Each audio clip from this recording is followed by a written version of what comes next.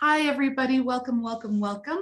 We are doing the Just Ask series once again, and we are here with Regina, who is going to let us into their personal story around whatever it is that they identify with. Just to let you know, this is a place where we do cross-cultural communication, and the culture doesn't have to necessarily be race or belief system. It has to do with identity, so that we can start coming to the table with a lot more respect, curiosity, and maybe we have some very strong people who are willing to answer a lot of the questions. Not everybody that you meet wants to be interviewed, so we have some wonderful people who are going to kind of give us their individual insights to what the conversations we can start having. So Regina, welcome to the Just Ask series. Hi. Take a minute and introduce yourself, what you identify with, what generation you fall into, because I see that there's a lot of, changes within society over the last 50 years, and yes, I just gave up my age, but anyway, so welcome. Give us a little insight about you. Hi, so my name is Regina. I use they, them pronouns. I am a millennial gender fluid pansexual witch with lived experience as a childhood sexual abuse survivor and adult sexual assault survivor. I'm currently a paramedic living on unceded Kaskaskia, Osage, Shawnee, in Miami, otherwise known as Louisville, Kentucky. Awesome. So that's a mouthful. And I just want to say welcome to the show. Talk to us about let's do the first video on your gender fluidity and your path to understanding more about yourself. It's funny we're having this conversation because I actually just had a conversation with somebody that I knew in high school who is now living as a transgender woman. So we're both like, yeah, we didn't have any conversations around queer identities or gender identities or anything like that. So it's just so weird to see. I grew up in a very in a dual cultural household. My mother's from Poland. My dad was born and raised here. My dad identifies as a Christian. My mother is a very strict, Roman Catholic. So trying to figure out any sort of identity was not something that we communicated. Like everyone thought, oh well, you look as a lady, so you're gonna grow up, you're gonna find a job, you're gonna find a husband, and you're gonna spout out 2.5 kids. But it's funny thinking back, I think I've always been gender fluid. I just didn't have the language to describe that experience until the last few years.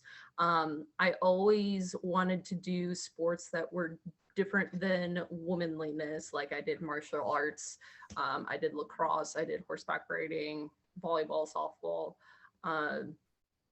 and I always was on this like women can be just as strong as men, and I did all this fighting and loud talking. And then in college I got involved with the Vagina Monologues. So the Vagina Monologues is a collection of monologues that talk about different experiences and bring awareness to certain things, sexual abuse, sexual assault, things like that, all over the world. And I met some people there where I got to see two people transition to live their authentic selves. I met so many people that identified as bisexual, pansexual, and lesbian and gay. So I was able to be introduced to all of this. And it's like, oh, it's more of a spectrum. It's not like, oh, well, there's one thing here, one thing here, one thing here.